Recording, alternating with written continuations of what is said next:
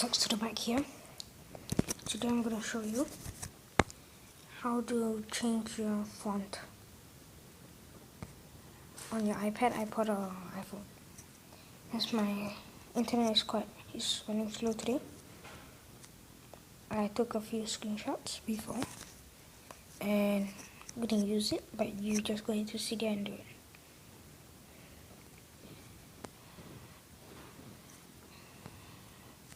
Okay, go to search and search for by the font, obviously. Install it. After you install it, this is what will happen. Yeah, go to your basics. This is your browse. The browse, you can go to the in the spotlight, most recent, coming soon. This is one of them. When you go click on, when I clicked on in the spotlight, this is what happened.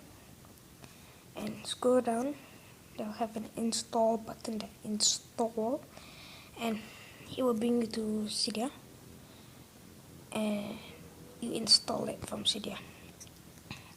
You have most downloaded, most stuff, and this is if you are wondering what font I'm using Architecture Daughter. It's a real wonderful font. I love it.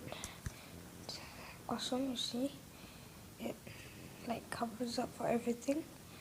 And once you downloaded the font, just tap on it here, and it will say like, oh, you have to respring, and you click OK, and then it will respring your device. But as now I already done, so they said nothing to apply.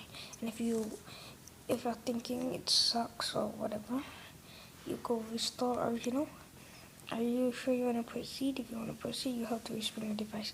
This is what will happen if you click on your font also.